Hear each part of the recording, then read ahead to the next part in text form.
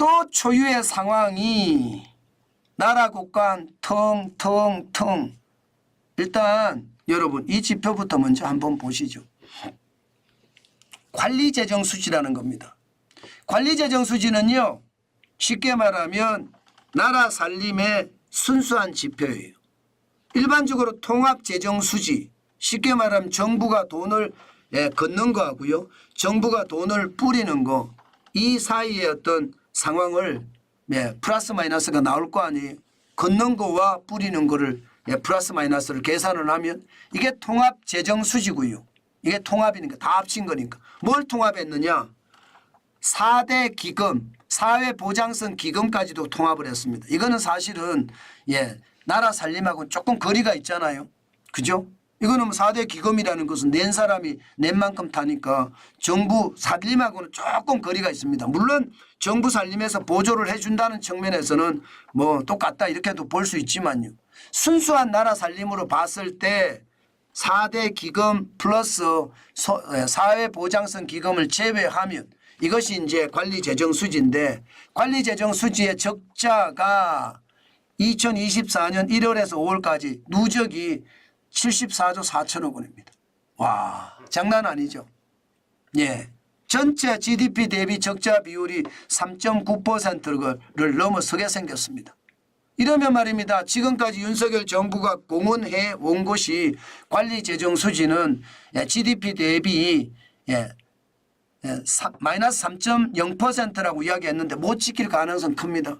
현재 예산대로라면 91조 6천억 원인데 6월에 벌써 5월에 74조 4천억 원이 됐다는 것은 1년에 91조 6천억 원을 넘어설 수도 있습니다. 이렇게 되면 2022년 117조가 적자가 난 것, 그런 일도 벌어질 수 있습니다. 최악의 상황도 맞을 수 있다는 거예요. 코로나19 때 2020년에 112조였잖아요. 그때보다 더 최악이 2022년 117조였거든요. 2024년 지금 이대로라면 91조 6천억 원을 넘어설 거라고 예상합니다. 그러면 또 사상 초유의 상황이 벌어질 가능성 진짜 높아진다는 뜻이에요.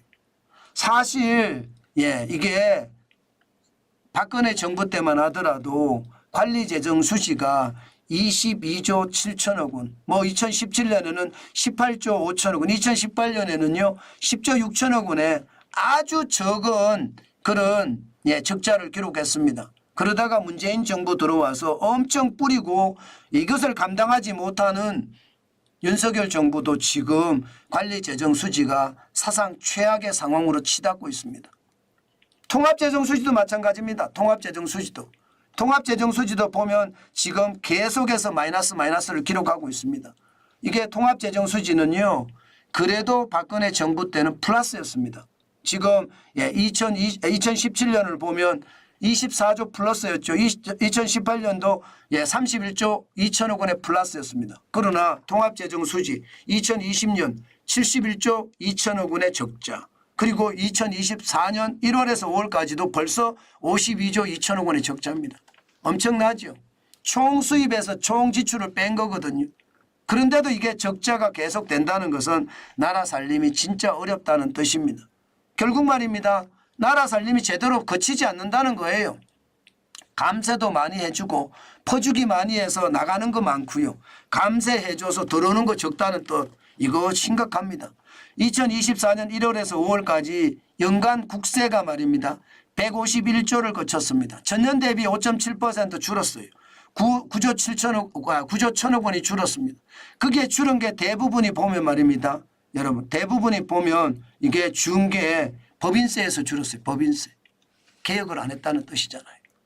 저는 법인세가 15조 3천억 원이 줄을 정도면 그만큼 기업들의 상황이 어렵다. 저는 경제개혁을 했으면 이 정도까지는 아닐 텐데 경제개혁을 제대로 단행하지 못했기 때문입니다. 저는 여러분들에게 계속 말씀을 드립니다.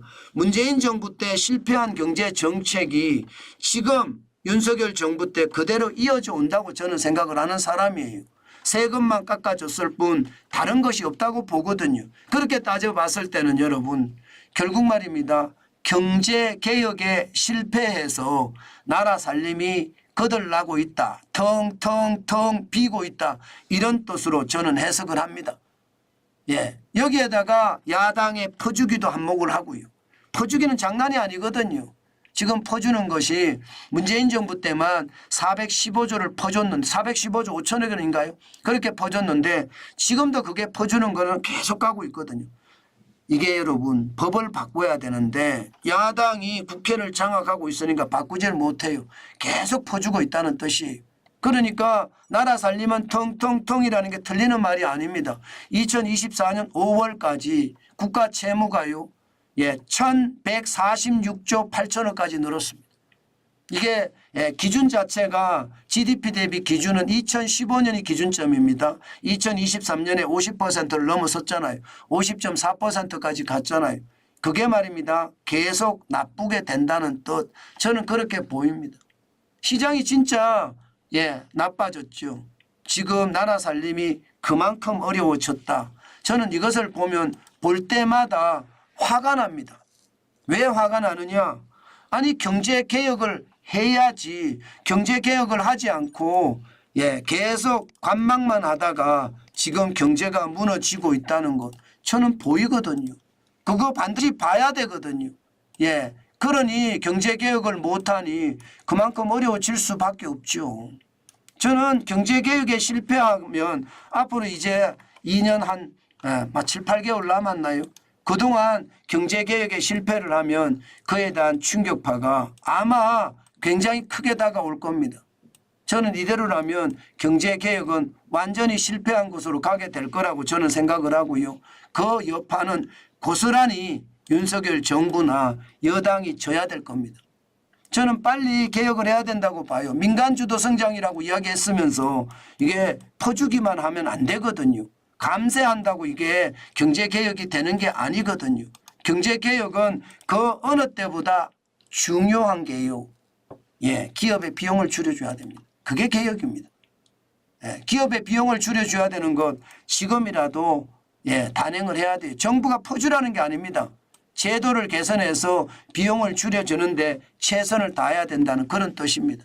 그게 빨리 돼야 됩니다. 지금처럼 그렇게 가서는 안 된다.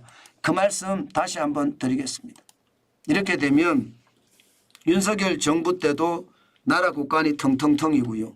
과거 문재인 정부 때도 나라 국간이 텅텅텅이었거든요. 아마 그 텅텅텅이 앞으로 계속해서 텅텅텅이 되지 않을까 그런 두려움이 있습니다. 그렇게 되면 결국 증세합니다. 여러분들이 세금 더 내야 돼요.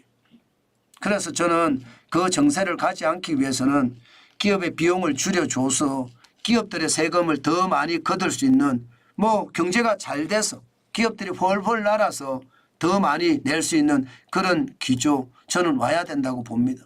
그럴 수 있기는 있을 것 같아요. 지금처럼 반도체가 이익을 좀 많이 내면 세금을 더 많이 낼 수도 있지 않을까. 저는 그런 생각도 해봅니다.